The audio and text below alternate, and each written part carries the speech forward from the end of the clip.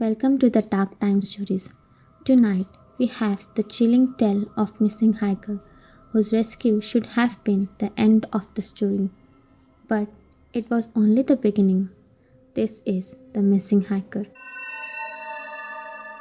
I have worked in the emergency response for almost 12 years. Most people think the job is constant excitement, helicopters, dramatic rescues, life or death situations every day. The truth is far less glamorous. Most calls are routine: a twisted ankle on a hiking trail, a lost tourist who ignored warning signs, an elderly resident who fell in the shower.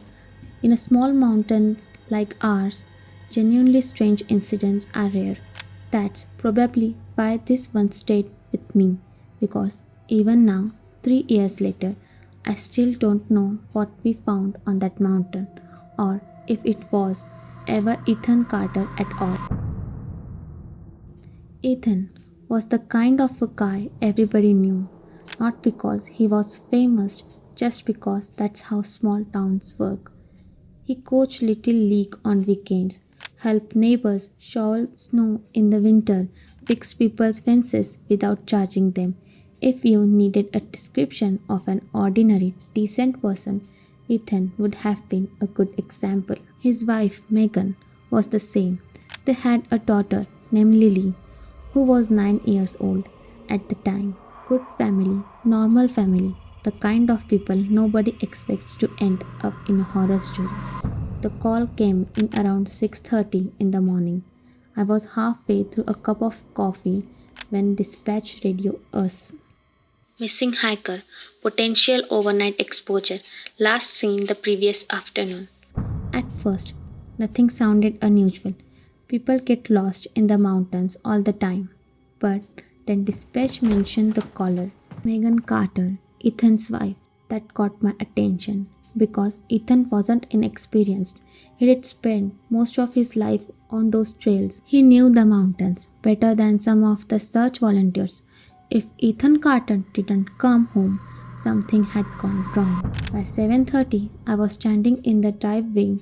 Megan looked exhausted, the kind of exhaustion that comes from the spending an entire night staring at a clock. Lily sat quietly on the porch steps, holding a stuffed rabbit. The girl looked confused more than scared.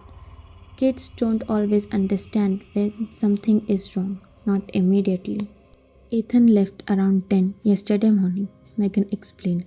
He was hiking with friends. Supposed to be. Supposed to? She nodded. I wasn't feeling well, so I stayed home. The others went. Ethan said he'd be back before dark, and he wasn't. No, she swallowed. I called his friends around 7. They said they came down around 6 and assumed Ethan was ahead of them. That wasn't possible. Groups split up all the time. Still, something bothered me. Did they actually see him leave the trail? Her hesitation answered the question before she spoke. No, that wasn't good. We contacted the others immediately. 3 men, all local, all sounded half asleep. Apparently, they did spend most of the evening drinking together after the hike. Their stories matched. They had started together, stopped near a ridge overlooking the valley. They separated on the way back. Nobody could clearly remember whether Ethan had left before them or after them. Exactly reassuring, within an hour, a search operation was underway. Search and rescue volunteers, county deputies, a tracking team, nothing unusual, at least not yet. The weather was good, visibility was excellent. If Ethan had simply fallen or gotten injured, we would likely find him quickly. I remember feeling optimistic. By noon, that optimism was gone. There was no footprints, no discarded gears, no sign of an accident, nothing. It was as if Ethan had simply vanished around 2 in the afternoon. One of the volunteers radioed something strange. Trial markers. At first, I assumed he meant ordinary hiking markers. I was wrong. When I arrived at the location, 3 volunteers stood staring into the woods. What is it? I asked. One pointed. I followed his finger. At first, I didn't see anything. Then, I noticed a series of marks carved into three trunks, deep cuts, fresh, running through the forest in a rough line. There must have been 20 of them, maybe more. Each mark looked identical, three vertical lines, nothing else, not initial, not symbols, just three straight cuts. I frowned. Hunters. One volunteer shook his head. Not around here. The marks continued deeper into the trees, leading away from the main trail toward a section of forest nobody used that was unusual enough. What made me unsettling was how freshly they appeared. The exposed wood was bright, recent, maybe a day old, maybe less. We followed them, one after another, for nearly half a mile. The deeper we went, the quieter forest became. No birds, no insects, just wind, and even that seemed distant somehow. Then the dog stopped. All three search dogs simultaneously. I had never seen anything like it. The handlers tried encouraging them forward. Nothing. The dog's spine pulled backward. One actually tried dragging his handler away. Nobody could explain it. Eventually, we continued without them. The trail markers ended near a rocky overlook. A steep cliff dropped into the valley below, and sitting on a large boulder near the edge was Ethan. For a moment, nobody moved. After 8 hours of searching, the sight was almost surreal. He wasn't injured, wasn't unconscious, wasn't calling for help. He was simply sitting there, looking out across the valley, perfectly still. Ethan! Someone shouted. No response. Ethan! This time he turned slowly, very slowly, like he forgot people existed. Relief washed through the group, at least initially, because the moment I got close enough to see his face, something felt wrong. His eyes, they were wide open, not frightened or confused as you'd expect them to be at the very least, just empty. I have seen people after traumatic events, shock, conscious. This wasn't any of those. Ethan looked calm, too calm. His expression didn't change when he saw us. No relief, no gratitude, nothing, just a small smile, as though he'd been expecting us. I approached carefully. You okay, Ethan? A long pause. Then he nodded. Yeah, his voice sounded normal, maybe a little quieter, but normal. Do you know how long you have been out here? Another pause. I don't know. You spent the night. He looked toward the valley. I think so. A strange chill crawled up my arms. What were you doing? This time, the pause lasted almost 10 seconds. Then he answered, Watching. The word hung in the air. One of the deputies laughed nervously. Watching what? Ethan smiled. The expression didn't reach his eyes. The lights.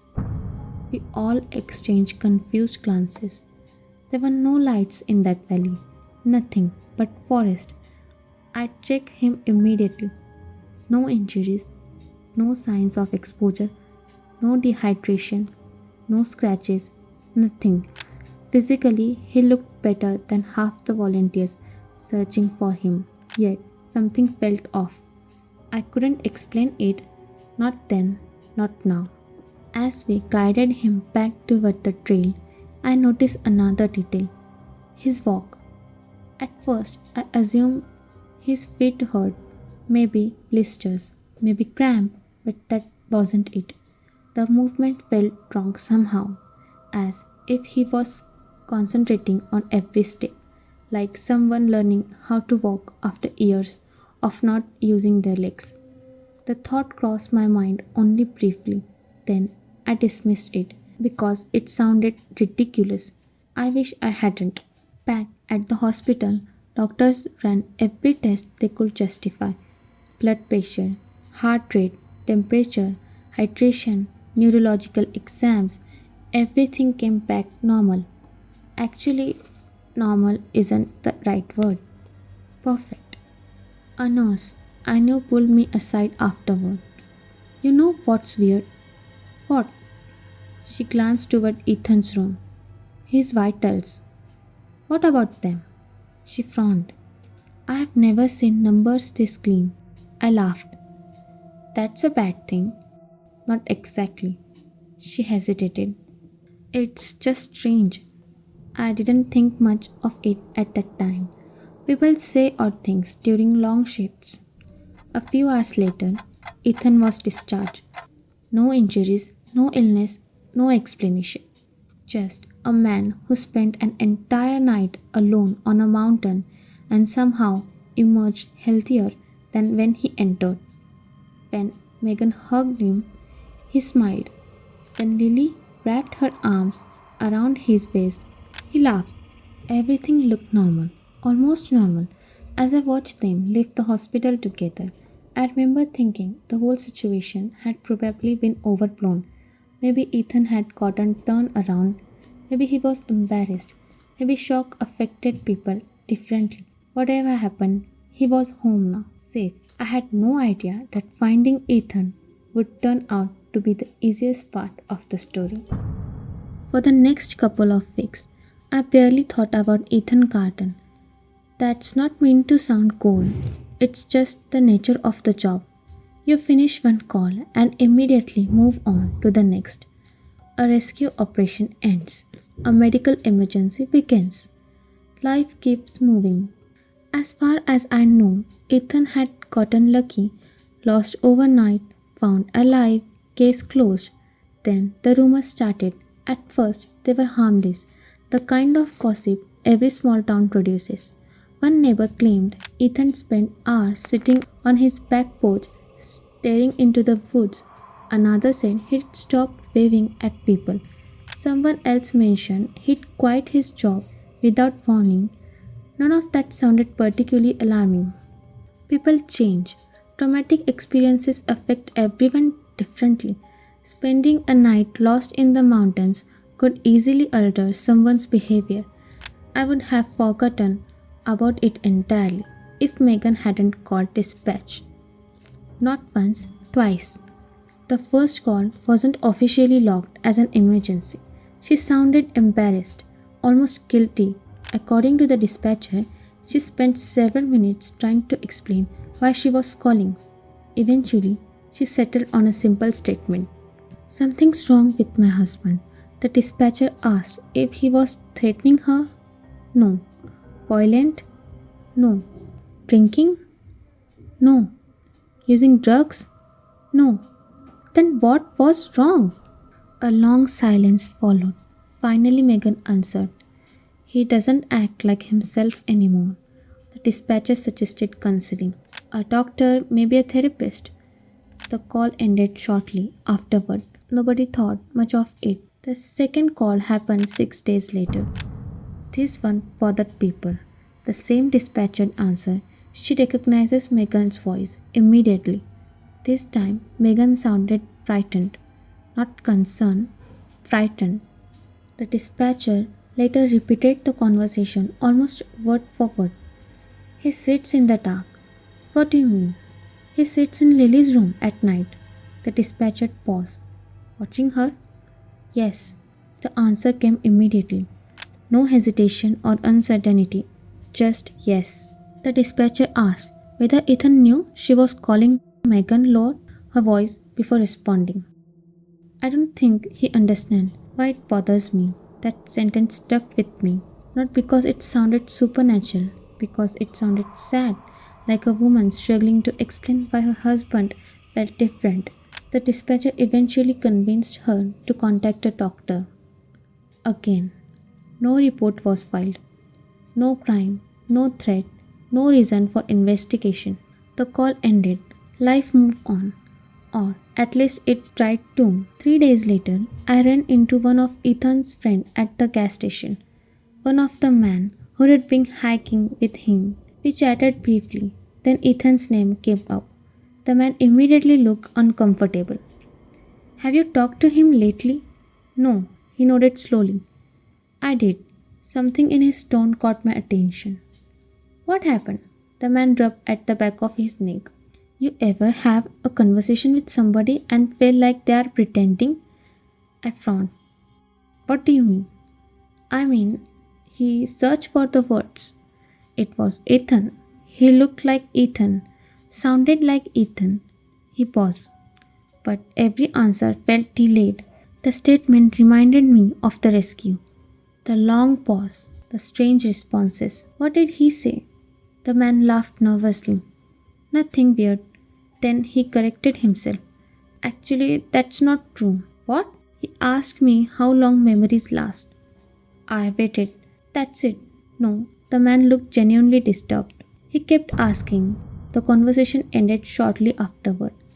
But I couldn't stop thinking about it. How long memories last? It wasn't a threatening question.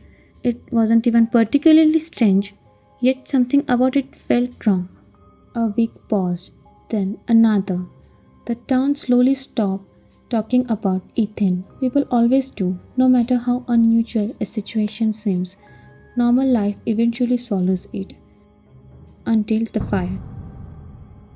The call came in at 2:14 am. Residential structure fire.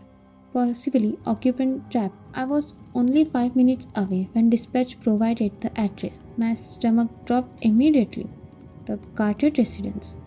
By the time I arrived, flames had already consumed most of the house. Fire crews were battling the place from the multiple sides. The heat was intense. The roof had partially collapsed. Neighbors stood gathered along the street. Some crying, some staring, nobody speaking. I recognized several faces. People who know the family for years. Everyone looked shocked. Everyone except one woman, an elderly neighbor named Carol. She looked terrified, not by the fire, but something else. I didn't have time to ask what. The rescue effort continued for nearly an hour. Nobody survived. At least that's what we initially believed. Two bodies were eventually recovered, Megan and Lily. The medical examiner confirmed their identities later that morning. The problem was Ethan. Ethan wasn't there. We searched every section of the property, every collapsed room, even possible exit route. Nothing. No third body. No evidence. He escaped. No evidence. He remained inside. Simply nothing. It made no sense. The official theory was straightforward. Ethan escaped before firefighters arrived. Disoriented, injured, possibly wandering somewhere nearly, search teams spent the next 2 days looking for him. No results. By then, people started talking. The kind of conversation that happened quietly, behind closed doors. Questions nobody wanted to ask publicly. Questions like, why did Megan call dispatch twice? Was Ethan behind the fire? Why had Ethan quit his job? Why hadn't anyone seen him in almost a month? Then Carol finally spoke, an elderly neighbor, the one who looked terrified at the fire. A deputy took her statement. By evening, the entire department knew about it. According to Carol, Megan had visited her 2 days before the fire. She brought Lily with her. The girl looked exhausted. Megan looked worse. They stayed for almost 3 hours, mostly talking, mostly crying. Before leaving, Megan said something Carol couldn't stop thinking about, something she repeated several times. He came back from the mountains.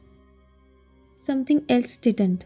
When I heard that story, I rolled my eyes, not because I was insensitive, because grief creates strange explanation. People search for reasons, patterns, anything that helps make sense of tragedy. The story should have ended there. Instead, something happened that changed my mind completely. About a week after the fire, I was assigned to organize old body cam footage from several rescue operations, routine paperwork, boring work. While sorting files, I came across the footage from Ethan's rescue. Out of curiosity, I opened it. I don't know why. Maybe because of the fire. Maybe because I couldn't stop thinking about the family. The video began normally. Search team moving through the forest, radio chatter, trial markers, nothing unusual. Then came the moment we found Ethan, sitting on rock, overlooking the valley. I watched the scene several times. Everything appeared exactly as I remembered. Then I noticed something. A movement far beyond Ethan, nearly the tree line. I paused the footage, zoomed in. My heart immediately started beating faster. There was something standing there, a second figure, tall, thin, particularly obscured by shadows. I stared at the screen, certain it was a trick of the light, a branch, a distortion, but longer I looked, the more obvious it becomes. Someone had been standing beside Ethan, watching him. Nobody mentioned another person during the rescue. Nobody reported seeing anybody else. Yet there it was, clear as day, a human figure. I reviewed footage from another camera, then another. The figure appeared in both, always standing near Ethan, always watching. I zoomed further. The image became grainy, blurry, yet one detail remained visible. The figure wasn't looking toward the valley. It wasn't looking at us. It was looking directly at Ethan. I felt a chill crawl down my spine. Then I reached the moment where we called his name. Ethan! The figure moved. Not much, just enough. It stepped backward, behind a tree, and vanished. Gone. Just gone. Vanished into the thin air. I replayed the sequence over and over, trying to understand what I'd seen. Then I noticed something else. Something much worse. Something I'd somehow missed the first dozen times. When Ethan finally turned toward us, the figure turned too, at exactly the same moment, the exact same speed, the exact same angle, perfectly like a reflection. I sat frozen in front of monitor, a horrible realization slowly forming in my mind. I rewound the footage again and again. Every time the result was same. Ethan moved, the figure mirrored him perfectly. Then I remembered the strange walk, the pause, the empty eyes, the questions about memory, the wife saying he wasn't her husband. My mouth felt dry because suddenly another possibility occurred to me. A possibility I wish I had never entered my head. Maybe we hadn't interrupted Ethan sitting on that cliff. Maybe we interrupted something else. Something that had been watching him all night, learning him, studying him, and maybe we called his name, only one of them answered. Officially, Ethan Carter remains a missing person. The fire was ruled accidentally. No criminal investigation followed, no suspects, no arrest. Life moved on, just like it always does. But every once in a while, I revisit that footage, and every time I do, I notice something new. The figure beside Ethan isn't standing next to him. Not exactly. It's standing where his shadow should be, even though the sun was in the wrong position. And the strangest part, the figure never follows us. When we guide Ethan away from the cliff, it doesn't move. It simply remains there, watching, as though it caught exactly what it wanted. The footage ends a few minutes later. The last frame shows the empty overlook, the rock, the valley below, the trees, nothing unusual, unless you know where to look. Because if you zoom in on the three lines, there's still a shape standing there, almost impossible to see, just barely visible in the shadows, waiting, watching the trial, as if it's expecting someone else to come looking, the same way Ethan did.